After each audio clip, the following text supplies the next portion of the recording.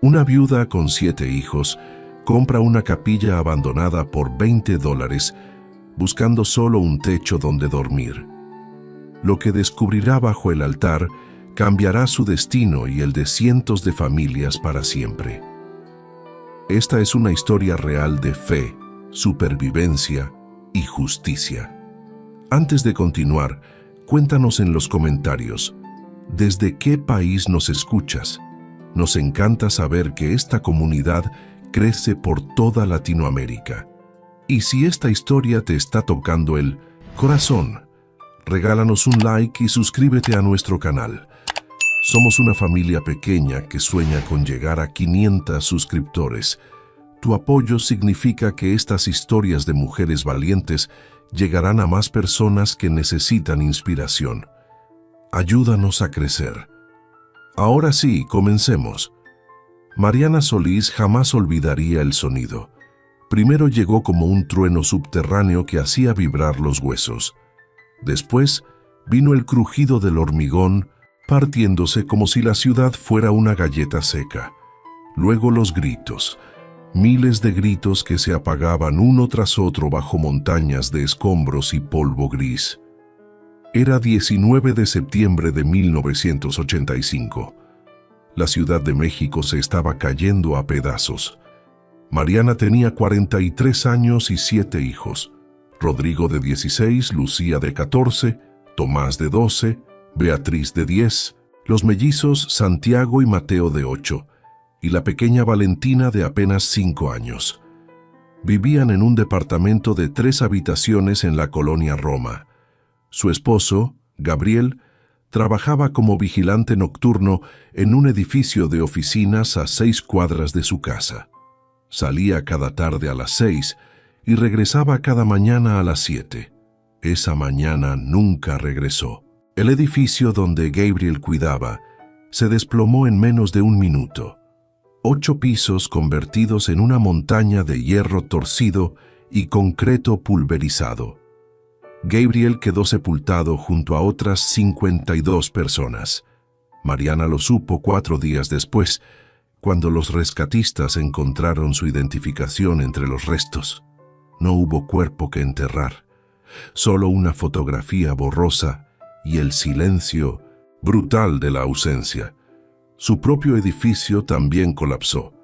Mariana y sus hijos sobrevivieron porque ese día habían ido a visitar a una tía en Xochimilco.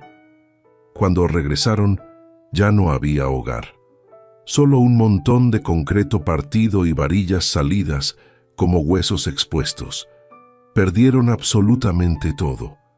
La ropa, los muebles, las fotografías, los documentos, todo lo que una familia humilde puede juntar en 20 años de trabajo honesto, desapareció en 85 segundos de terremoto.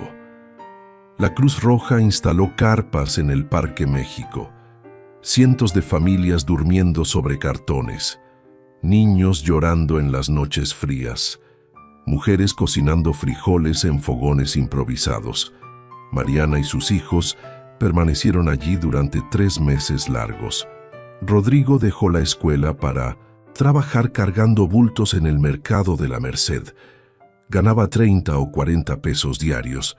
Lucía cuidaba a los pequeños mientras Mariana hacía filas interminables para recibir despensas del gobierno. Comían una vez al día. Los mellizos adelgazaron tanto que sus costillas se marcaban bajo la piel delgada. Valentina tosía constantemente. En diciembre, la Cruz Roja cerró el campamento. Las familias debían irse. Algunos tenían parientes que los recibieron. Otros encontraron cuartos en vecindades lejanas pagando rentas imposibles. Mariana no tenía nada, ni familiares con espacio disponible, ni dinero para pagar alquiler, ni siquiera esperanza. Una trabajadora social le sugirió entregar a los niños más pequeños a un orfanato del gobierno. Mariana la miró con ojos que ardían de rabia, contenida. «Antes muerta», dijo con voz firme. Fue en la iglesia de San Hipólito donde vio el anuncio, un papel amarillento clavado en el tablero de avisos parroquiales. Las letras estaban borrosas pero legibles. Diócesis de Tlaxcala, liquidación de propiedades, Capilla San Judas Tadeo. Construcción 1884. Estado de abandono total. Desacralizada por daños estructurales. Precio: 400 pesos mexicanos. 20 dólares americanos. Mariana leyó el anuncio 5 veces. Sus manos temblaban sosteniendo el papel. Una capilla. Un edificio religioso. Abandonado, sí, pero era un techo, era un lugar. El padre Esteban la ayudó a reunir el dinero. Organizó una colecta después de la misa dominical. Los feligreses, muchos tan pobres como Mariana, dieron lo que pudieron. Monedas de 10 centavos, billetes arrugados de 50 pesos, algunas monedas extranjeras que alguien guardaba de algún viaje antiguo. En una semana juntaron los 400 pesos exactos. Mariana firmó los papeles sin siquiera conocer la capilla. No importaba si tenía techo completo o si tenía piso firme. Era suyo, era un espacio, era una posibilidad. El 22 de diciembre de 1985, Mariana y sus 7 hijos subieron a un autobús con destino a Apizaco, Tlaxcala. Llevaban 3 maletas de cartón. Adentro, ropa donada, 2 cobijas raídas, una olla abollada y la fotografía arrugada de Gabriel. Era todo lo que poseían en el mundo entero. Rodrigo iba callado mirando por la ventana sucia. Valentina dormía sobre el regazo de su madre. El autobús atravesó campos secos bajo un cielo de invierno color ceniza. Cuando llegaron a Apizaco y vieron la capilla por primera vez, Lucía comenzó a llorar en silencio. Tomás apretó los puños hasta que los nudillos se pusieron blancos. Los mellizos se tomaron de la mano con fuerza. El edificio era un esqueleto de piedra carcomida por décadas de abandono. El techo había desaparecido en varias secciones, dejando huecos negros por donde entraba el viento helado. Las ventanas eran marcos vacíos, sin vidrios. El campanario estaba torcido como un dedo roto. La puerta principal colgaba de una sola bisagra oxidada. Hierbas secas crecían entre las grietas del piso de piedra. Mariana miró a sus hijos. Vio el miedo en sus ojos. Vio el hambre en sus cuerpos delgados. Vio la desesperanza queriendo instalarse en sus corazones. Respiró profundo y dijo con voz firme: «Aquí es donde vamos a vivir. Aquí es donde vamos a empezar de nuevo». El pueblo de Apizaco tenía 25,000 habitantes y la capilla abandonada estaba en las afueras, junto a campos de maíz secos y magueyes retorcidos. Nadie vivía cerca. El edificio religioso había sido clausurado 15 años atrás, después de que una tormenta dañara gravemente la estructura. La diócesis nunca tuvo fondos para repararlo. Simplemente lo abandonaron. La primera noche fue la más dura que Mariana recordaría en toda su vida. Durmieron todos juntos en lo que había sido la nave principal de la capilla. No había puertas que cerraran. El viento de diciembre entraba por los huecos de las ventanas, haciendo un sonido que parecía gemidos. Valentina tosía sin parar. Su cuerpecito temblaba bajo las 2 cobijas delgadas. Don Fermín Gutiérrez, un anciano que vivía a medio kilómetro de distancia, apareció al día siguiente con un costal de tortillas y un termo de café caliente. Había sido sacristán de esa misma capilla durante 30 años antes de que la cerraran. «Esta capilla fue hermosa», dijo mirando las paredes agrietadas con nostalgia. «En los tiempos de mi juventud, aquí se celebraban bodas, bautizos, primeras comuniones. El padre Anselmo era el párroco, un hombre santo.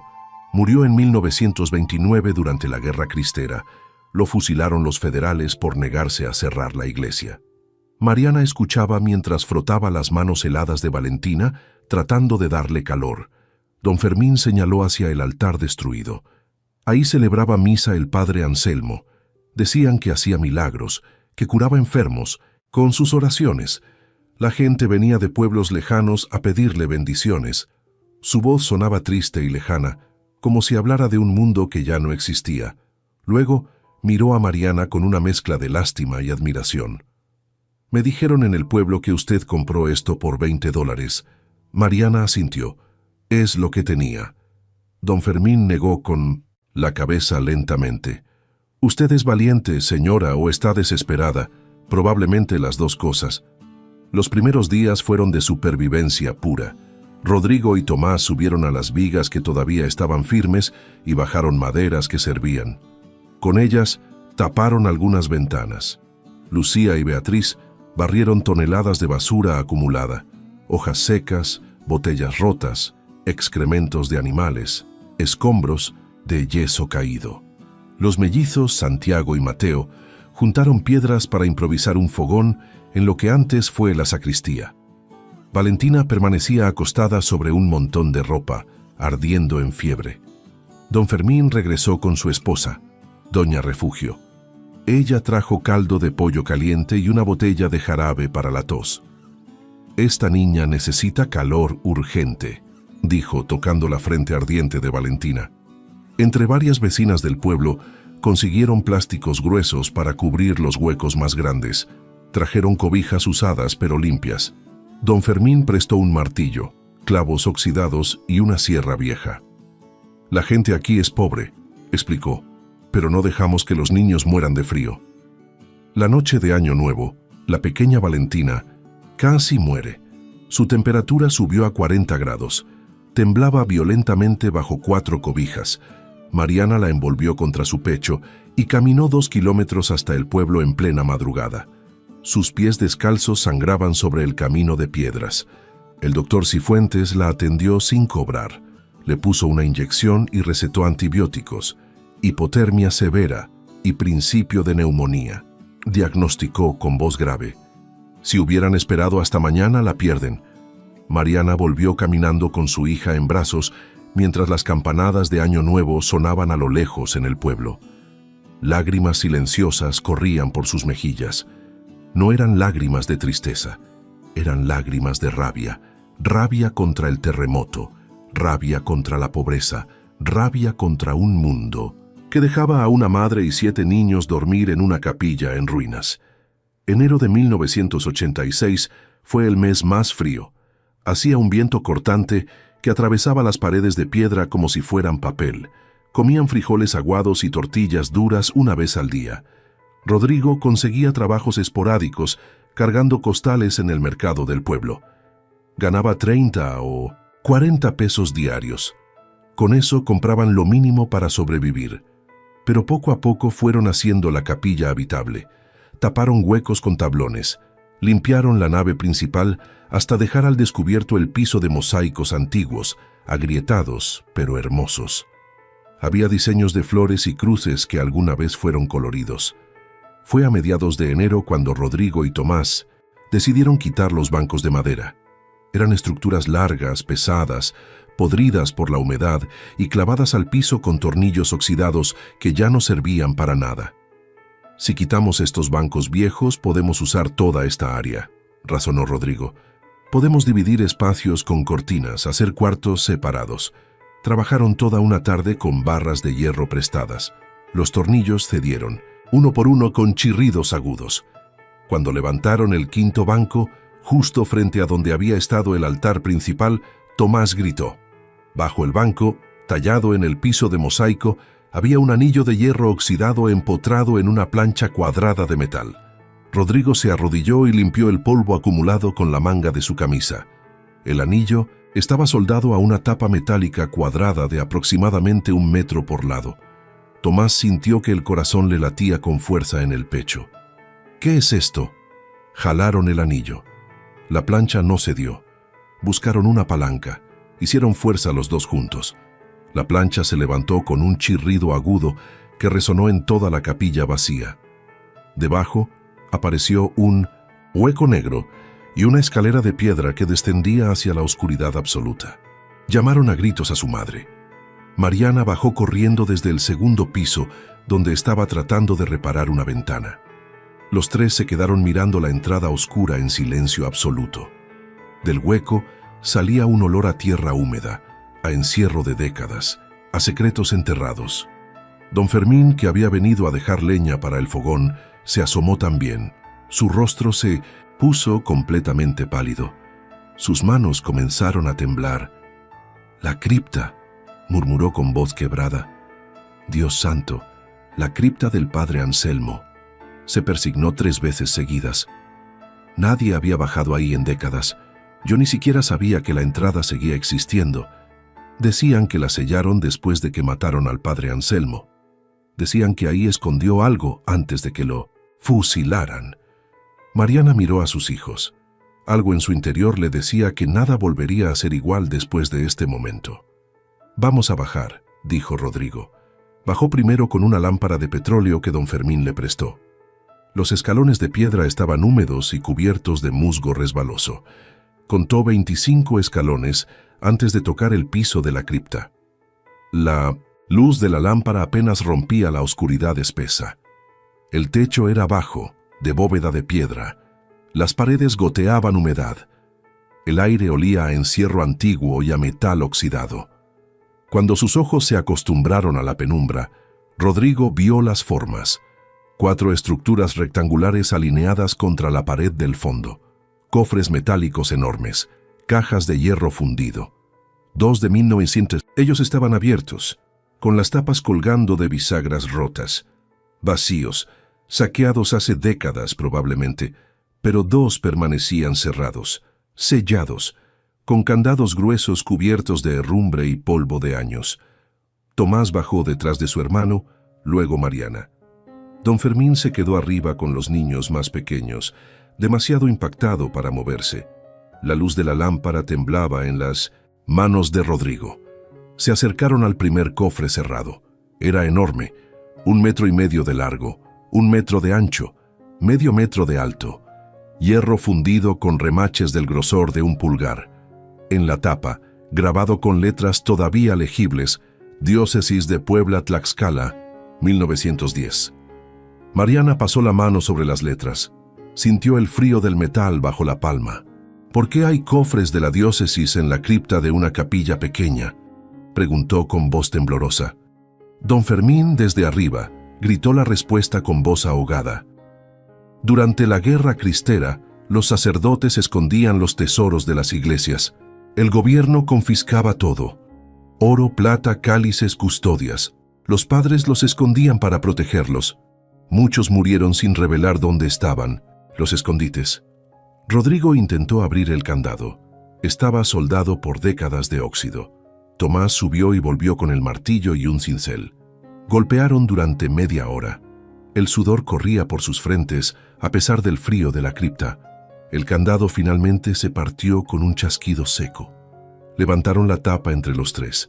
El metal gimió como si protestara por despertar después de tanto tiempo.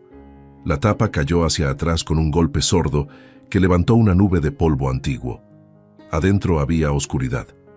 Rodrigo acercó la lámpara. El brillo de la luz se reflejó en algo plateado. Miles de puntos de luz brillante. Monedas. Cientos, miles de monedas de plata apiladas en columnas irregulares. Mariana metió la mano temblando. Sacó una.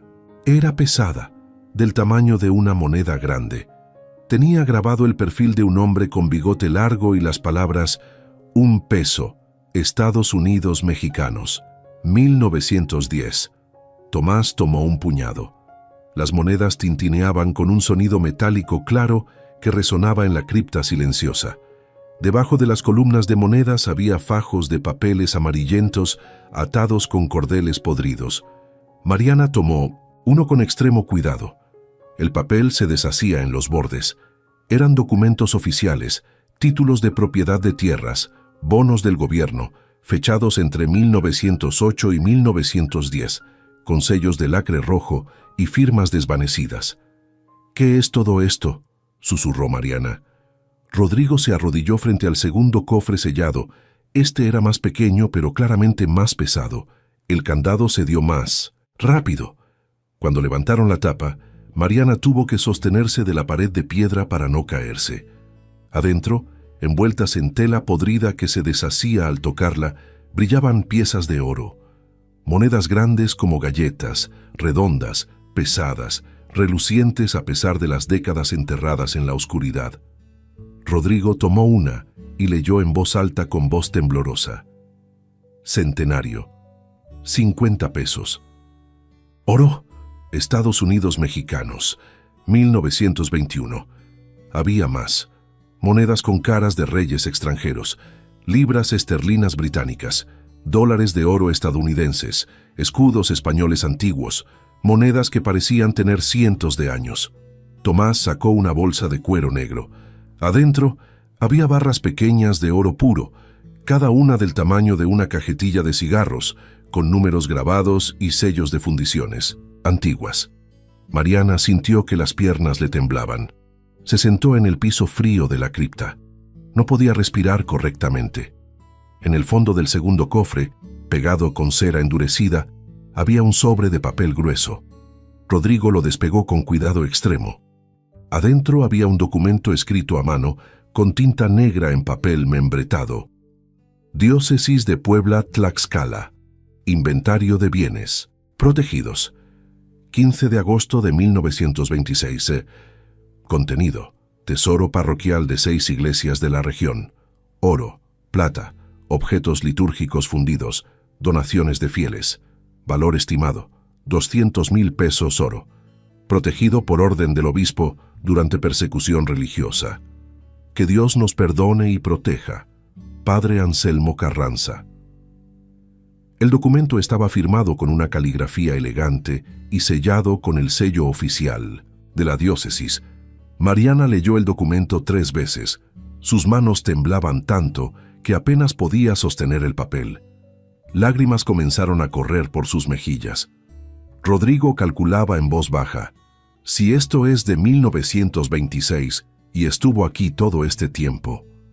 Tomás no podía dejar de mirar el oro brillante. Mamá, esto vale una fortuna. Don Fermín bajó a la cripta con dificultad. Cuando vio los cofres abiertos y el contenido brillando bajo la luz de la lámpara, se persignó 4 veces y comenzó a rezar en voz baja. El tesoro perdido de la cristiada, murmuró. Mi padre me contó la historia. Nunca pensé que fuera real.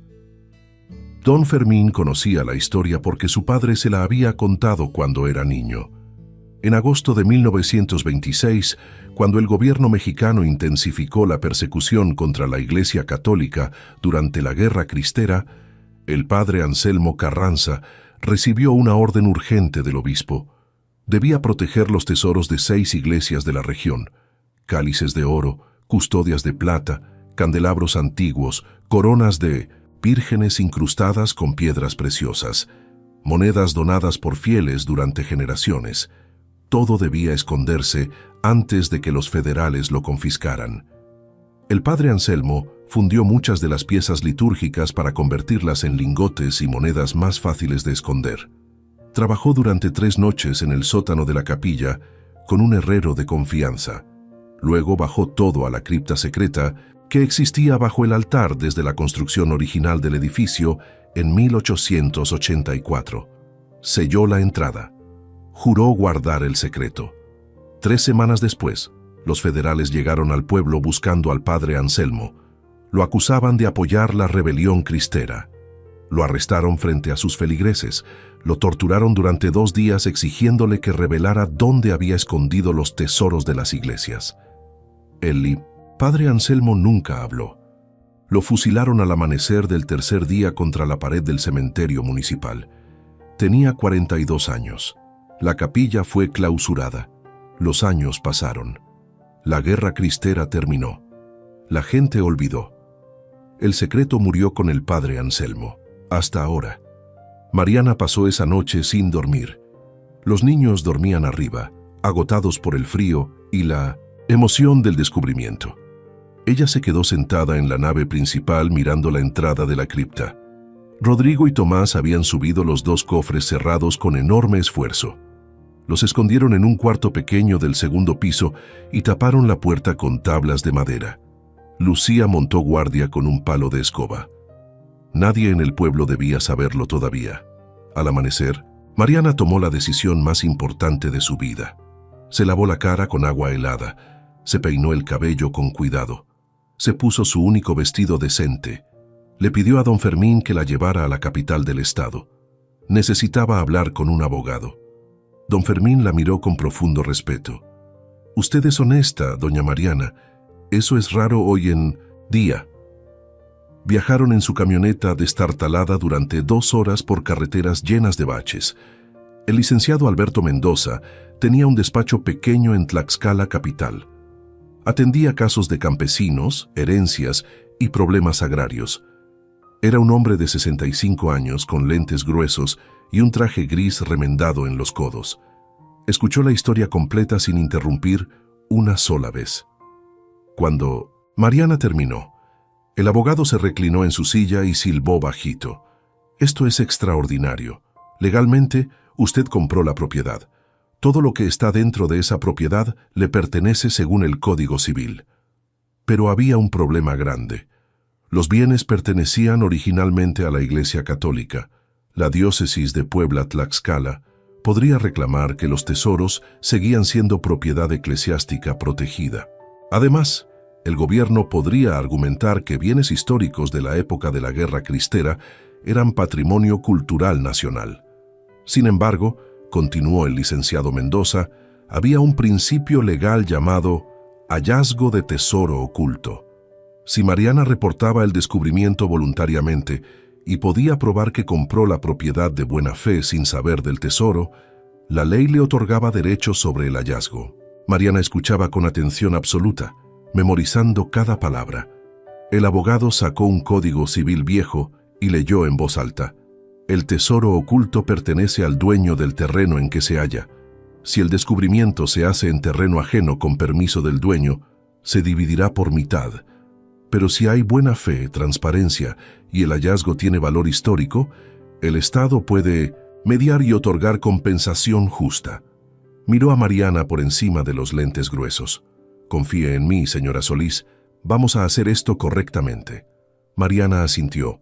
«No tengo a nadie más en quien confiar». El licenciado Mendoza redactó una carta formal dirigida al arzobispo de Puebla-Tlaxcala y otra al director del Instituto Nacional de Antropología e Historia. Explicaba el hallazgo con detalle. Adjuntaba copia de la escritura de compra de la capilla, copia del documento del padre Anselmo de 1926 y solicitaba una reunión urgente. «Esto puede salir muy bien o muy mal», advirtió el abogado con seriedad. «Pero si no lo reporta y alguien más se entera, la acusarán de robo sacrílego. Perdería todo y podría ir a prisión. Sus hijos quedarían huérfanos». Mariana firmó las cartas con mano temblorosa. El licenciado las envió por mensajería certificada ese mismo día. Luego fueron al Banco de México en la capital del estado. Un tasador numismático revisó fotografías que Rodrigo había tomado con una cámara prestada. Examinó 3 monedas que Mariana llevó como muestra envueltas en un pañuelo. Hizo cálculos en una libreta durante 20 minutos. Su veredicto fue contundente. El oro tiene un valor intrínseco de aproximadamente 4 millones de pesos actuales. Las monedas de plata, por su rareza histórica y condición, valen otros 2 millones de pesos. Los documentos y bonos, si se autentican, suman otro millón. Estamos hablando de 7 millones de pesos como mínimo. Mariana sintió que el piso se movía bajo sus pies. Se aferró al escritorio para no caerse. El tasador continuó. «Pero esto es solo el valor base material. En subasta internacional, coleccionistas pagarían el doble o el triple por piezas de esta calidad, antigüedad y procedencia histórica documentada». Mariana salió del banco aferrando su bolsa donde llevaba las 3 monedas de muestra. Don Fermín la esperaba afuera fumando un cigarro. «¿Y bien?», preguntó con ansiedad. Mariana solo pudo decir con voz quebrada: «Mis hijos van a estudiar, todos van a estudiar». De regreso en Apizaco, Mariana reunió a sus 7 hijos. Les explicó todo con honestidad total. Les contó sobre el abogado, sobre el banco, sobre las cartas enviadas, sobre el valor del tesoro.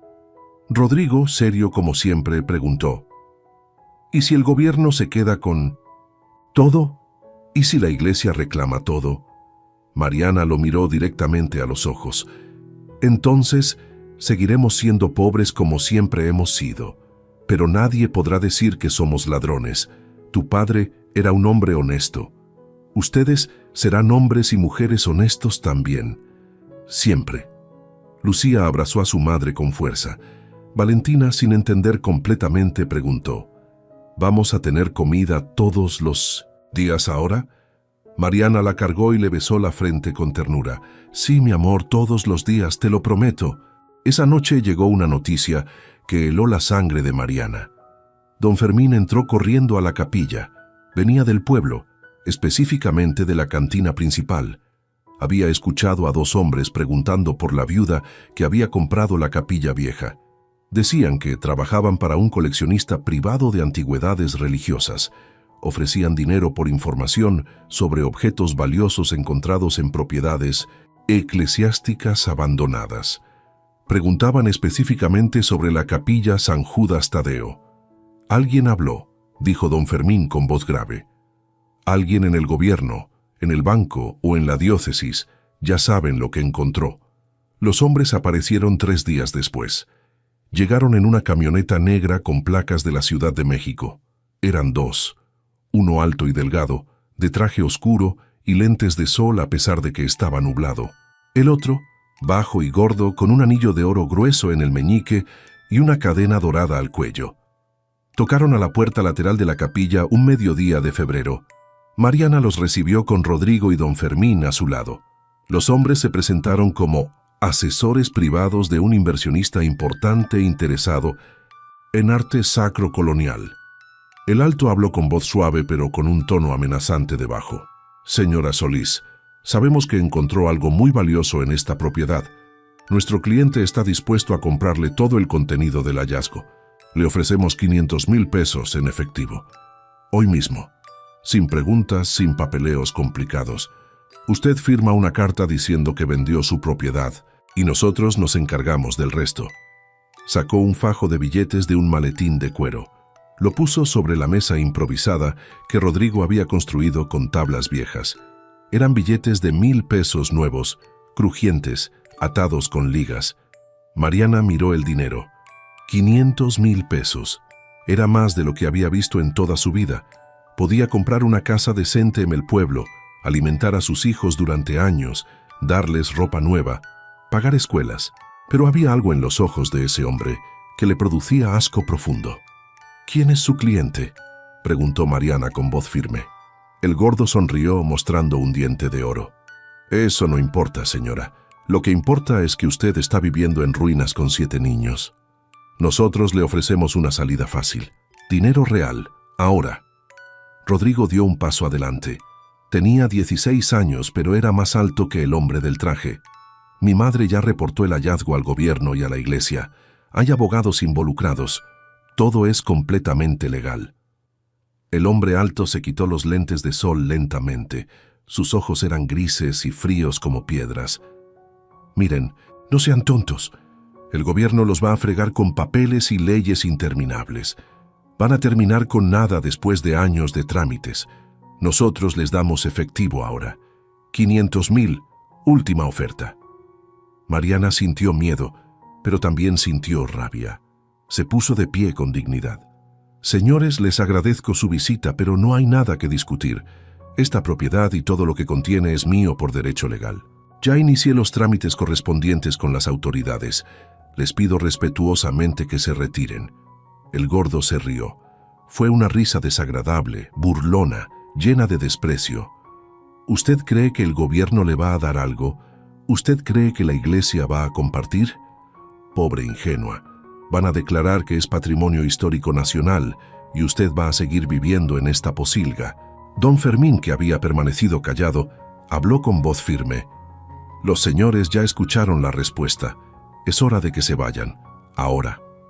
El hombre alto guardó el dinero lentamente, con movimientos deliberados. Miró a Mariana con desprecio absoluto. «Está cometiendo un error muy, muy grande. Vamos a volver. Y la próxima vez no vamos a ser tan amables ni tan pacientes. Subieron a su camioneta y se fueron levantando una nube de polvo del camino de tierra. Mariana se quedó mirando el camino hasta que desaparecieron completamente. Su corazón latía con fuerza. Sus manos temblaban. Esa noche Mariana no pudo dormir ni un minuto. Cada ruido la sobresaltaba. Cada crujido de la madera vieja la hacía saltar. Rodrigo y Tomás se turnaron para hacer guardia. Don Fermín durmió en la capilla con su escopeta de caza cruzada sobre las piernas. A las 4 de la mañana escucharon ruidos afuera. Pasos, voces bajas. Alguien rodeando el edificio. Rodrigo despertó a todos en silencio absoluto. Se escondieron en el segundo piso detrás de unas vigas. Los pasos rodearon la capilla completa. Probaron las puertas. Miraron por las ventanas con linternas. Luego se fueron. Al amanecer, Mariana encontró una nota clavada en la puerta principal con un cuchillo. El cuchillo había atravesado la madera vieja. La nota decía con letras grandes y toscas: «Última advertencia. Vende o pierde todo, incluso a tus hijos». Mariana leyó la nota 3 veces. Sus manos ya no temblaban. Algo duro y frío se instaló en su pecho. Una determinación de acero que no sabía que poseía. Llamó al licenciado Mendoza desde el teléfono público del pueblo. Le contó todo con voz calmada. El abogado guardó silencio un momento largo. Luego dijo: «No se mueva de ahí. Voy a acelerar todos los trámites. Y voy a pedir protección policial inmediata. Esto ya es amenaza criminal». 2 días después llegó una carta certificada de la Arquidiócesis de Puebla-Tlaxcala. El arzobispo solicitaba una reunión urgente en sus oficinas. Querían verificar el hallazgo, autenticar las piezas y discutir los derechos correspondientes de la Santa Madre Iglesia sobre bienes sagrados protegidos durante persecución religiosa. El tono de la carta era formal pero firme. Mariana sintió un nudo en el estómago. El licenciado Mendoza la acompañó. Llevaron el documento original del padre Anselmo, las escrituras de compra de la capilla y fotografías detalladas de los cofres y su contenido. La reunión fue en un edificio colonial hermoso en el centro de Puebla. Los recibió el arzobispo en persona, un hombre de 70 años con sotana negra y cruz pectoral de plata. Lo que sucedió en esa reunión cambiaría todo.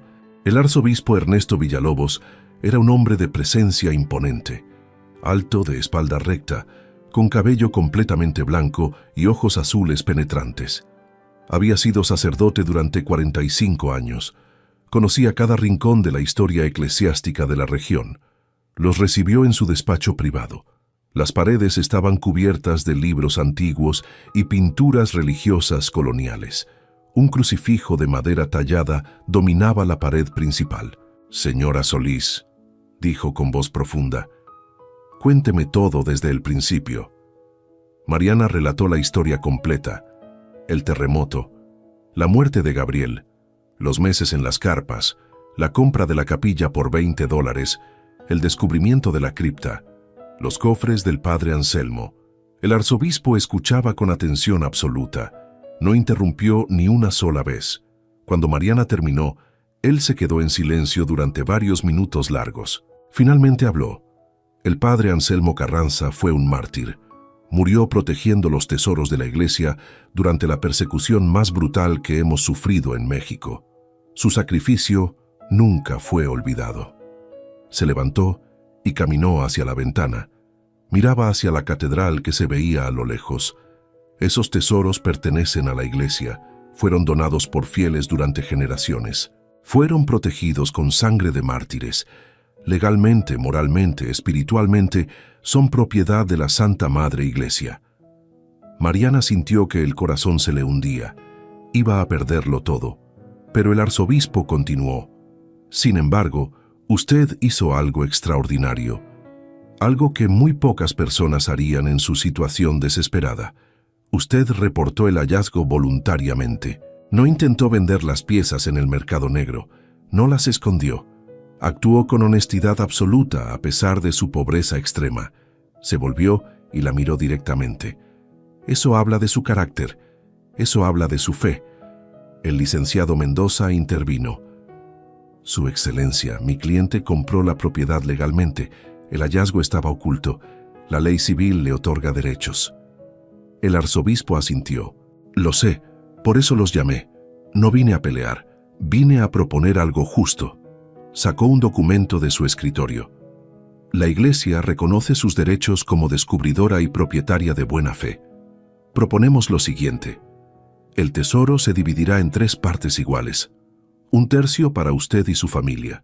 1/3 para la arquidiócesis, que lo usará para restaurar iglesias dañadas y ayudar a comunidades pobres. 1/3 para el estado de Tlaxcala, que lo exhibirá en un museo de la guerra cristera. Mariana no podía creer lo que escuchaba. El arzobispo continuó. Además, la Iglesia le otorgará un título de propiedad definitivo sobre la capilla San Judas Tadeo. Podrá hacer con ella lo que desee, convertirla en su hogar, en un negocio, en lo que necesite. Es suya para siempre. Extendió la mano. ¿Le parece justo? Mariana tenía lágrimas corriendo por las mejillas. Más que justo, Su Excelencia. Es un milagro. El arzobispo sonrió por primera vez. Los milagros existen, hija mía, especialmente para quienes actúan con honestidad en tiempos de desesperación. Firmaron un acuerdo preliminar ese mismo día. El licenciado Mendoza lo revisó línea por línea. Todo estaba en orden. Cuando salieron de las oficinas arzobispales, Mariana se detuvo en la calle. La ciudad de Puebla bullía a su alrededor. Rodrigo, que había esperado afuera, corrió hacia ella. ¿Qué pasó, mamá? Mariana lo abrazó con fuerza. Ganamos, hijo, ganamos con dignidad. Pero la batalla no había terminado. Esa misma noche, mientras regresaban a Apizaco, la camioneta negra apareció nuevamente. Lo seguía a distancia. Don Fermín, que manejaba, lo notó por el espejo retrovisor. «Nos siguen», dijo con voz tensa. Aceleró. La camioneta aceleró también. En un tramo oscuro de la carretera, la camioneta se emparejó. El hombre gordo iba manejando. El alto iba en el asiento del pasajero. Bajó la ventana y gritó: «Última oportunidad, paren o se van a arrepentir». Don Fermín aceleró más. Su vieja camioneta temblaba entera. La camioneta negra los rebasó y se les cerró bruscamente. Don Fermín tuvo que frenar de golpe para no chocar. Los 2 hombres bajaron. El alto tenía una pistola en la mano. Mariana sintió terror absoluto. Rodrigo se puso delante de ella. El licenciado Mendoza levantó las manos. «Den todo lo que traigan», ordenó el hombre con la pistola. «Documentos, papeles, todo». Fue entonces cuando aparecieron las luces. 2 patrullas de la policía estatal llegaron a toda velocidad con sirenas aullando. Se detuvieron bloqueando la carretera. Bajaron 4 policías con armas desenfundadas. «¡Al suelo! ¡Todos al suelo!». El hombre de la pistola intentó correr. Un policía lo derribó de un golpe. El gordo levantó las manos temblando. El comandante se acercó a Mariana. «¿Está bien, señora? El licenciado Mendoza nos avisó que podían intentar algo. Los hemos estado siguiendo desde Puebla». Mariana no podía hablar. Solo asentía con la cabeza mientras temblaba entera. Los 2 hombres fueron arrestados. En la camioneta encontraron armas, documentos falsos y $500,000 en efectivo. Trabajaban para un tal Vicente Ochoa, un coleccionista ilegal de arte sacro con conexiones en el crimen organizado. El comandante explicó: «Este hombre ha robado piezas religiosas de iglesias por todo el país. Lleva años operando. Ahora tenemos pruebas suficientes para encerrarlo». Esa noche, de regreso en la capilla, Mariana reunió a sus hijos. Les contó todo: la reunión con el arzobispo, el acuerdo, el ataque en la carretera, el arresto. «Ya pasó», dijo con voz firme. «Ya pasó lo peor. Ahora viene lo bueno». Valentina preguntó: «¿Ya no van a venir los hombres malos?». Mariana la abrazó. «No, mi amor, ya no van a venir nunca más». Pero sabía que todavía faltaba un paso crucial. El gobierno federal todavía no había dado su aprobación. El Instituto Nacional de Antropología e Historia podía reclamar todo como patrimonio nacional. La respuesta llegaría en una semana. Fueron los 7 días más largos de la vida de Mariana. La carta del Instituto Nacional de Antropología e Historia llegó un martes por la mañana. Un mensajero oficial la entregó personalmente. Mariana firmó el recibo con manos temblorosas. El sobre era grueso, oficial, con sellos del gobierno federal. Lo abrió rodeada de sus 7 hijos en la nave principal de la capilla. Adentro había un documento de 8 páginas. Mariana comenzó a leer en voz alta, pero su voz se quebraba. Rodrigo tomó el documento y continuó leyendo. El instituto reconocía el valor histórico excepcional del hallazgo. Las monedas, los lingotes, los documentos del padre Anselmo constituían un testimonio material único de la guerra cristera y la resistencia católica durante la persecución religiosa de 1926-1929. Por lo tanto, declaraban el conjunto como Patrimonio Cultural de la Nación. Mariana sintió que todo se derrumbaba, iban a quitárselo todo. Pero Rodrigo continuó leyendo. Sin embargo, considerando que la señora Mariana Solís Vega adquirió la propiedad de buena fe, reportó el hallazgo voluntariamente y actuó con transparencia absoluta en todo momento. El instituto reconoce sus derechos como descubridora legítima. Además, tomando en cuenta el acuerdo previo alcanzado con la Arquidiócesis de Puebla-Tlaxcala, el instituto ratifica la división tripartita propuesta: 1/3 para la descubridora, 1/3 para la Iglesia, 1/3 para el Estado. La parte correspondiente al Estado será exhibida en el Museo Regional de Tlaxcala, en una sala permanente dedicada a la guerra cristera y al padre Anselmo Carranza, mártir.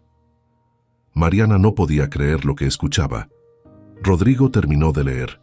La señora Solís conserva la propiedad total de la capilla San Judas Tadeo. El instituto la declara monumento histórico bajo régimen de propiedad privada con obligaciones de conservación. Firmado, director general del Instituto Nacional de Antropología e Historia. Hubo un silencio absoluto. Luego Lucía comenzó a llorar. Tomás abrazó a su madre. Los mellizos saltaban gritando. Valentina preguntaba qué pasaba sin entender completamente. Don Fermín, que había venido temprano como cada día, se quitó el sombrero y se persignó. Es un milagro del padre Anselmo. Él está cuidándolos desde el cielo. El licenciado Mendoza llegó 1 hora después. Había recibido una copia del mismo documento. Traía una botella de sidra para celebrar. «Lo logramos», dijo con lágrimas en los ojos. En 30 años de abogado nunca había visto algo así. El gobierno, la iglesia y un ciudadano común llegando a un acuerdo justo. Es histórico. Los siguientes meses fueron de actividad frenética. Expertos del instituto llegaron a catalogar y fotografiar cada pieza. Numismáticos internacionales vinieron a autenticar las monedas. Historiadores estudiaron los documentos del padre Anselmo. El proceso de evaluación oficial tomó 3 meses. El veredicto final. El tesoro completo valía 9 millones de pesos. La parte de Mariana, 3 millones de pesos. 3 millones. Era una cantidad que Mariana no podía siquiera imaginar. El día que depositaron el primer millón en una cuenta bancaria a su nombre, Mariana se sentó en el banco durante 1 hora, mirando el papel que certificaba el depósito. El gerente tuvo que preguntarle 3 veces si se sentía bien. «Estoy bien», susurró finalmente. «Solo estoy tratando de creer que esto es real». Esa noche reunió a sus hijos nuevamente. Era abril de 1987. Había pasado 1 año y medio desde que compraron la capilla en ruinas por $20. «Esto que nos pasó es un milagro», dijo Mariana con voz firme. «Pero los milagros no son regalos gratis, son responsabilidades. Vamos a usar este dinero bien, con sabiduría, con honor». Rodrigo habló primero. «Quiero terminar la preparatoria. Quiero estudiar arquitectura. Quiero aprender a restaurar edificios antiguos como este». Lucía dijo: «Yo quiero estudiar administración de empresas. Quiero ayudarte a manejar todo esto correctamente». Tomás: «Historia. Quiero estudiar historia de México. Quiero escribir sobre el padre Anselmo y la guerra cristera». Uno por uno compartieron sus sueños. Beatriz quería ser maestra. Los mellizos querían estudiar juntos ingeniería. Valentina, la más pequeña, dijo con voz clara: «Yo quiero ayudar a niños que no tienen casa, como nosotros no teníamos». Mariana los escuchaba con el corazón lleno. «Entonces todos van a estudiar, todos, y además vamos a hacer algo más». Sacó un cuaderno donde había estado escribiendo durante semanas. Vamos a crear una fundación. Se va a llamar Fundación Gabriel Solís en honor a su padre. Va a dar becas a niños huérfanos del terremoto de 1985, a niños pobres que quieren estudiar, a familias que perdieron todo como nosotros perdimos todo. Vamos a destinar 1 millón de pesos completo para esa fundación. Otro 1 millón lo vamos a invertir en restaurar esta capilla y convertirla en algo hermoso. El tercer 1 millón es para ustedes, para su educación, para su futuro. Los niños la miraban con asombro. Don Fermín, que escuchaba desde la puerta, se limpió las lágrimas con el dorso de la mano. Su padre estaría orgulloso, dijo Mariana. Donde quiera que esté, está orgulloso de ustedes. Esa noche, Mariana subió sola al campanario torcido de la capilla. Desde ahí se veía todo el pueblo de Apizaco. Las luces titilaban en la distancia. El cielo estaba lleno de estrellas. Sacó la fotografía arrugada de Gabriel que siempre llevaba consigo, la misma que había sobrevivido el terremoto en la maleta de cartón. «Lo logramos, mi amor», susurró. «Los niños están bien. Vamos a estar bien. Descansa tranquilo». El viento frío de abril movía su cabello, pero ya no sentía frío. Sentía algo que no había sentido en 2 años. Sentía esperanza. Mayo de 1987 marcó el inicio de la transformación de la capilla San Judas Tadeo. Mariana contrató al maestro constructor Esteban Rojas, un hombre de 65 años que había restaurado iglesias coloniales por todo el estado de Tlaxcala. El maestro Esteban caminó por la capilla durante 3 horas completas, subió al campanario torcido, bajó a la cripta, tocó paredes, examinó vigas, golpeó piedras para escuchar el sonido. Finalmente se quitó el sombrero y dijo: «Doña Mariana, esta construcción es noble, piedra de cantera auténtica, vigas de encino de primera, cimientos profundos. La hicieron para durar siglos. Está herida, sí, pero no está muerta. Podemos salvarla». El presupuesto de restauración era de 800,000 pesos. Mariana autorizó el gasto sin dudar ni un segundo. Llegaron albañiles, carpinteros, herreros, electricistas, canteros. El pueblo entero observaba asombrado la transformación. Don Fermín coordinaba el trabajo. Rodrigo aprendía de los maestros constructores tomando notas en un cuaderno. Tomás documentaba cada paso con una cámara que compraron. En 4 meses, reconstruyeron el techo completo con vigas nuevas de encino y tejas de barro como las originales de 1884. Instalaron ventanas de madera con vidrios emplomados que replicaban los diseños antiguos. Restauraron el campanario y colgaron una campana nueva que don Fermín bendijo personalmente. Lucía tuvo una idea brillante. «Mamá, las habitaciones que hay arriba podrían ser cuartos de hotel. Viajeros vienen a Apizaco por negocios. No hay dónde quedarse decentemente en todo el pueblo». Mariana consultó con una administradora hotelera jubilada de Puebla que el licenciado Mendoza conocía. La señora Hortensia Campos visitó la capilla y se enamoró del proyecto inmediatamente. «Esto puede ser un hotel boutique único en su tipo», dijo con entusiasmo. «Historia pura, espiritualidad, arquitectura colonial. No hay nada igual en toda la región». Diseñaron 8 habitaciones en el segundo piso, cada una con nombre de santos: Santa Teresa, San Francisco, San Antonio, Santa Cecilia, San Miguel, Santa Clara, San José, Santa Rosa. Muebles de madera maciza hechos por carpinteros locales, baños modernos pero con acabados que respetaban la época, lámparas de hierro forjado, fotografías antiguas de la capilla en sus tiempos de gloria en las paredes. La inversión adicional fue de 400,000 pesos. Mariana nunca titubeó. «Esto va a funcionar», decía con convicción. «Lo siento en el alma». Mientras tanto, Mariana cumplió su otra promesa sagrada. Creó la Fundación Gabriel Solís para huérfanos y niños en situación vulnerable. Destinó 1 millón de pesos completo como capital inicial. El licenciado Mendoza ayudó con todos los trámites legales. La fundación otorgaría becas escolares completas, útiles, uniformes, libros, apoyo alimentario mensual. La primera convocatoria benefició a 47 niños de Apizaco y pueblos cercanos. Mariana personalmente entrevistó a cada familia. Lloraba con las madres viudas, abrazaba a los niños huérfanos. «Yo sé lo que es», les decía con voz quebrada. «Yo sé exactamente lo que es perderlo todo». Los hijos de Mariana comenzaron a estudiar formalmente. Rodrigo se inscribió en la Preparatoria Técnica de Tlaxcala. Viajaba en autobús todos los días. Estudiaba arquitectura por correspondencia con la Universidad Nacional. Lucía tomó cursos de administración hotelera en Puebla. Regresaba cada fin de semana, llena de ideas nuevas para el proyecto de la capilla. Tomás devoraba libros de historia mexicana. Pasaba horas en la biblioteca municipal. Comenzó a escribir un ensayo sobre el padre Anselmo y la guerra cristera. Los mellizos Santiago y Mateo entraron a la primaria del pueblo. Beatriz también. Valentina, a sus 6 años, dibujaba constantemente. Dibujaba la capilla como era antes, como era ahora, como sería en el futuro.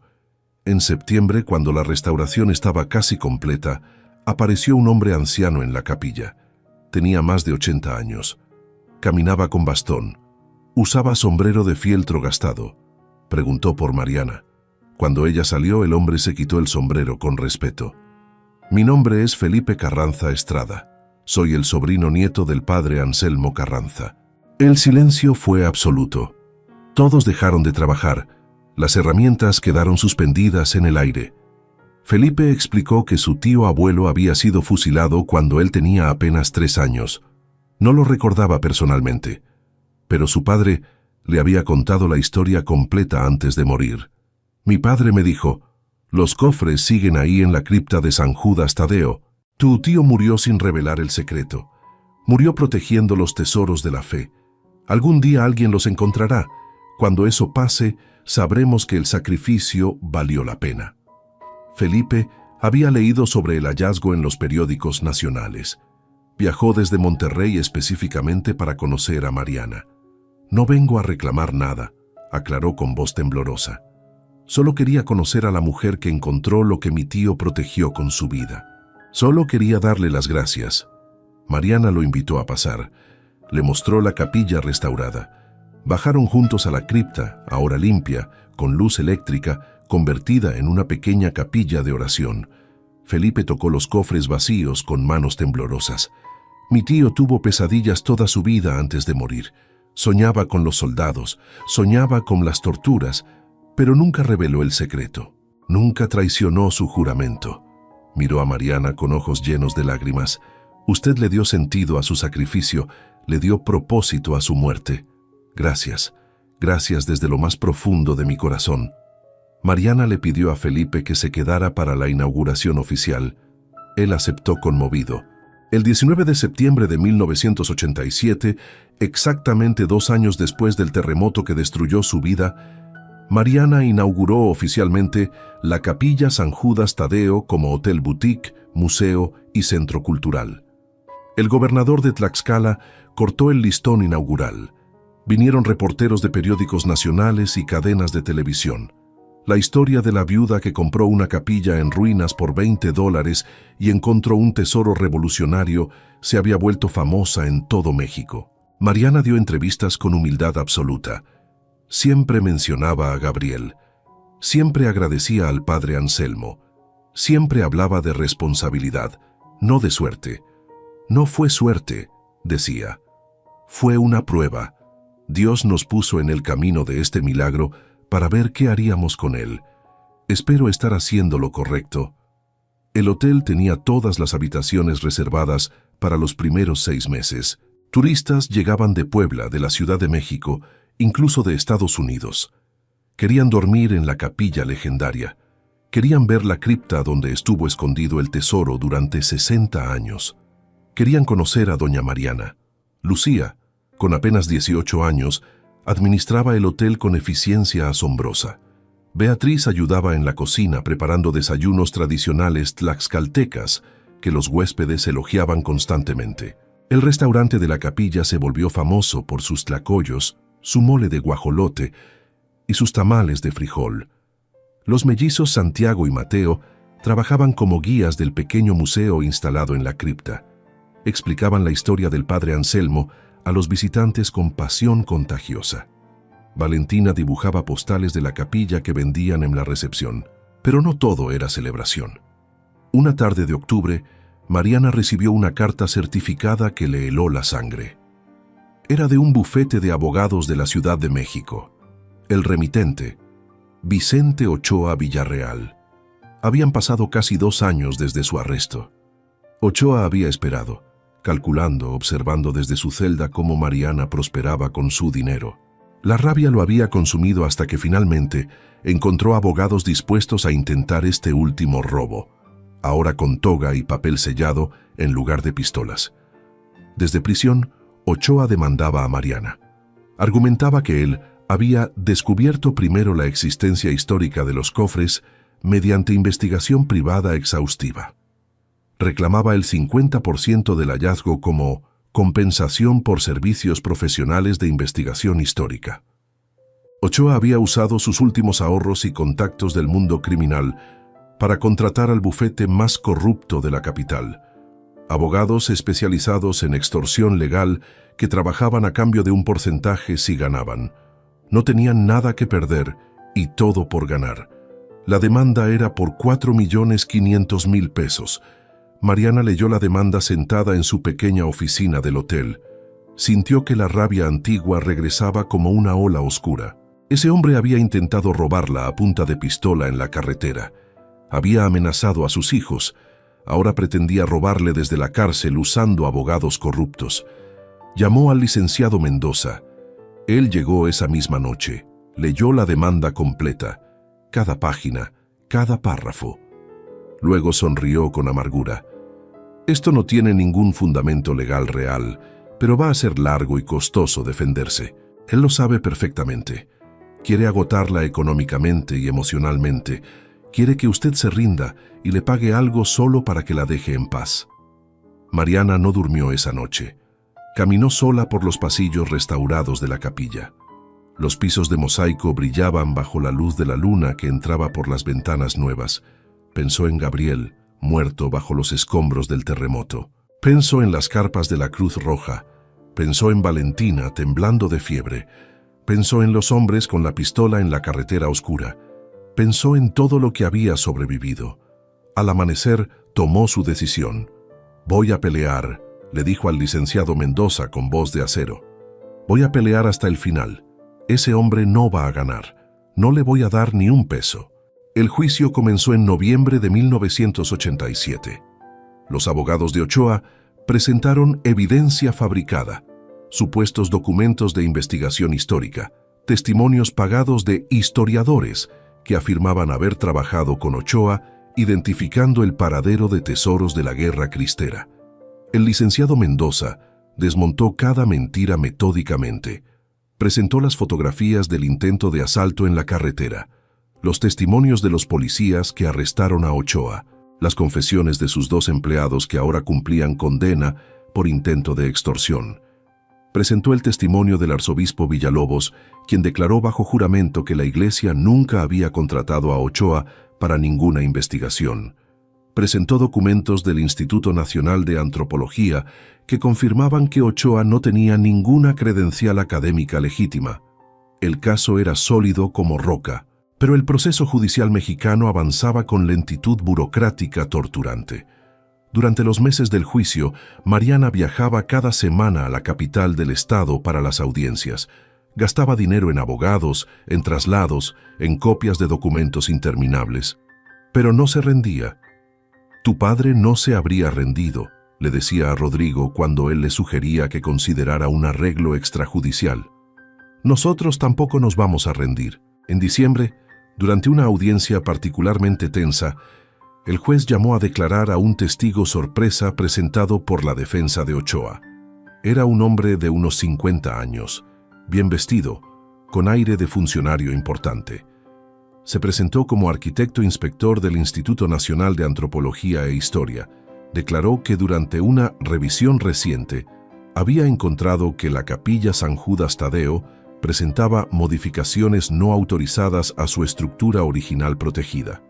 Argumentaba que Mariana había violado las normas de conservación de monumentos históricos al instalar baños modernos, cableado eléctrico y divisiones internas para crear las habitaciones del hotel. Por lo tanto, concluyó con voz pomposa, la señora Solís ha perdido sus derechos sobre la propiedad por incumplimiento de obligaciones de conservación patrimonial. Los abogados de Ochoa sonrieron con satisfacción. Era su última carta desesperada. Si lograban que el gobierno revocara la propiedad de Mariana, todo el caso se derrumbaría. Ochoa buscaría un arreglo corrupto con funcionarios para quedarse con parte del tesoro. Mariana sintió que el mundo se hundía bajo sus pies.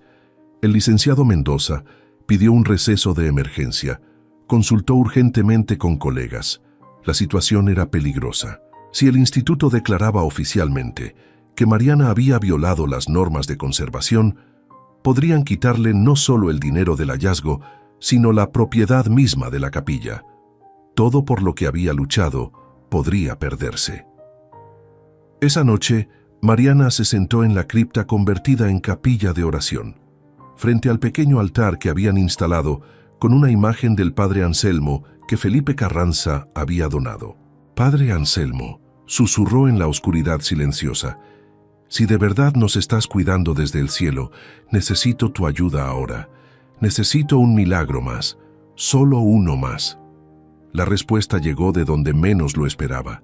Al día siguiente de la audiencia desastrosa, el licenciado Mendoza recibió una llamada que cambiaría todo. Era del director nacional del Instituto de Antropología e Historia en persona.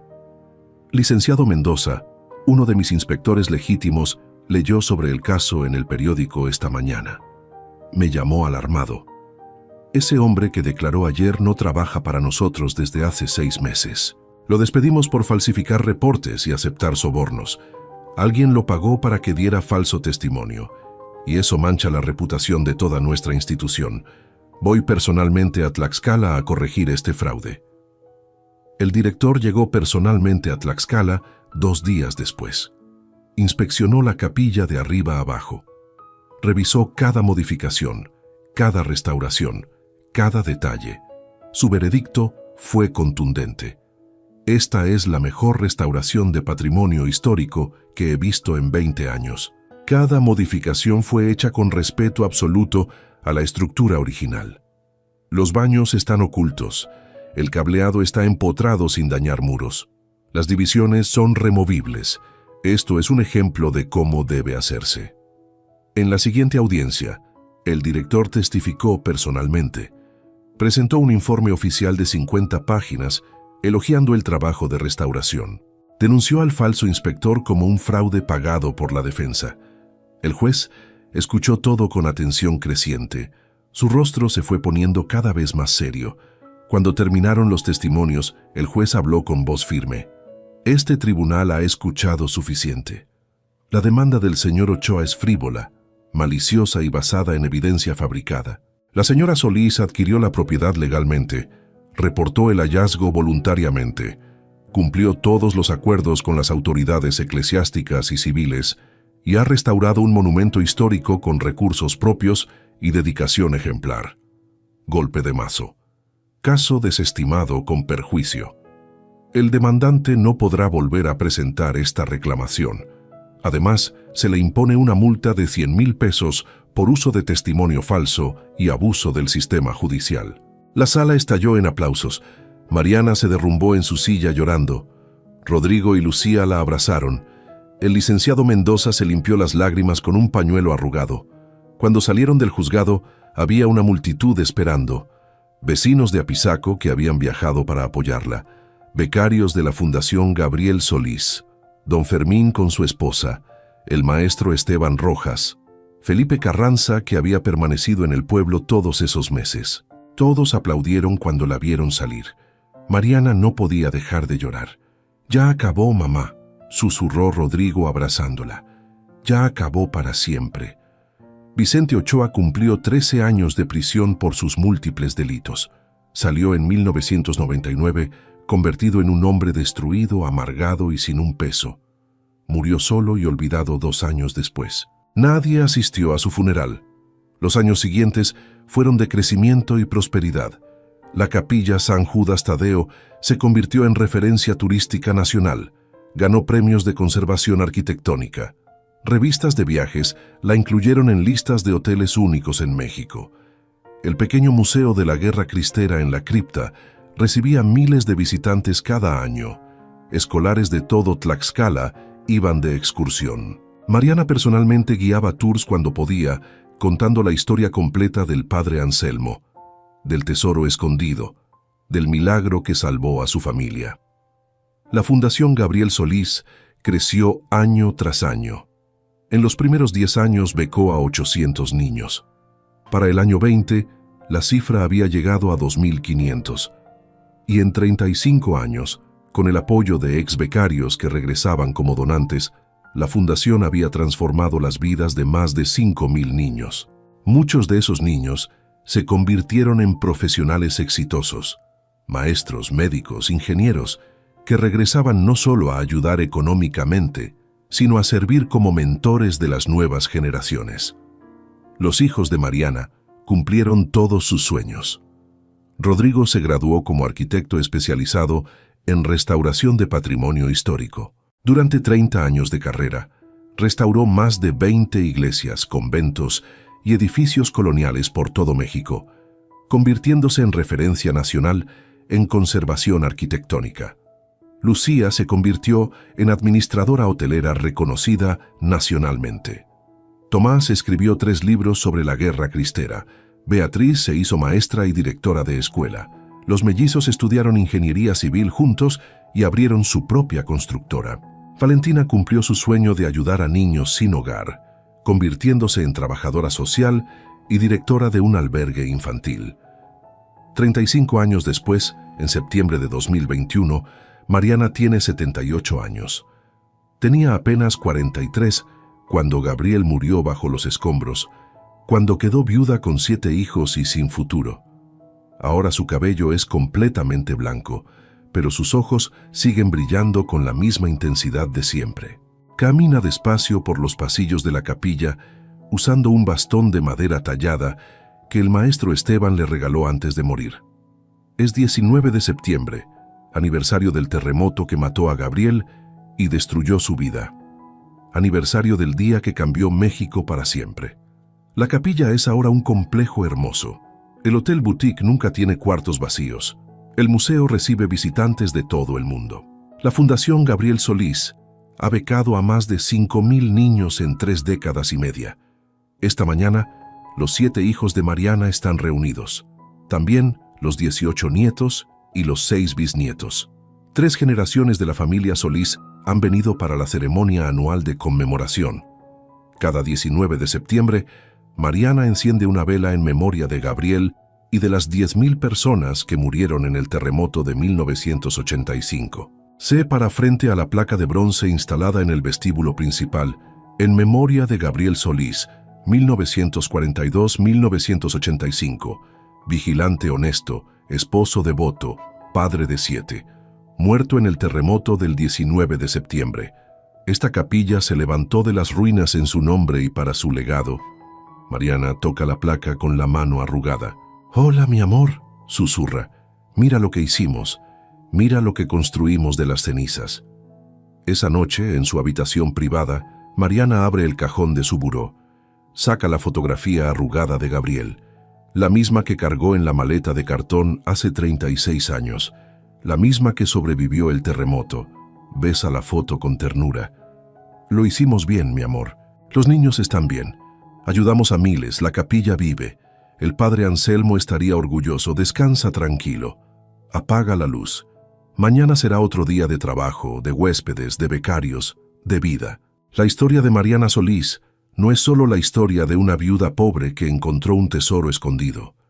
Es la historia de cómo la dignidad sobrevive a la tragedia, de cómo la honestidad vence a la codicia, de cómo una mujer común con coraje extraordinario transformó ruinas en esperanza. Es la historia de cómo el terremoto le quitó todo, pero la fe y el trabajo duro le devolvieron el futuro. De cómo $20 compraron más que una capilla abandonada. Compraron una segunda oportunidad para toda una familia. Hoy, miles de niños estudian gracias a la Fundación Gabriel Solís. 17 iglesias antiguas renacieron como espacios culturales gracias al trabajo de Rodrigo. La Capilla San Judas Tadeo es ejemplo nacional de turismo sostenible y conservación patrimonial. Y cada 19 de septiembre, Mariana enciende su vela. No para llorar lo perdido, sino para celebrar lo construido sobre las ruinas. Porque a veces la vida te quita todo en un instante. Pero si mantienes la dignidad, si actúas con honestidad incluso en la desesperación más profunda, si trabajas con fe y determinación, puedes reconstruir algo aún más hermoso de lo que perdiste. La tragedia no define quién eres, define quién decides ser después. Si esta historia te conmovió, te invito a que te suscribas a nuestro canal. Comparte este video con alguien que necesite recordar que después de la tormenta más oscura, siempre puede venir algo hermoso. Y déjame en los comentarios, ¿qué te llevas de la historia de Mariana? ¿Qué harías tú en su lugar? Nos vemos en la próxima historia, porque aquí en Cuentos de Viuda contamos vidas reales que inspiran. Historias de mujeres que se levantan cuando todo se derrumba. Historias que nos recuerdan que nunca, nunca es demasiado tarde para empezar de nuevo. Gracias por escuchar. Gracias por estar aquí. Juntos somos más fuertes.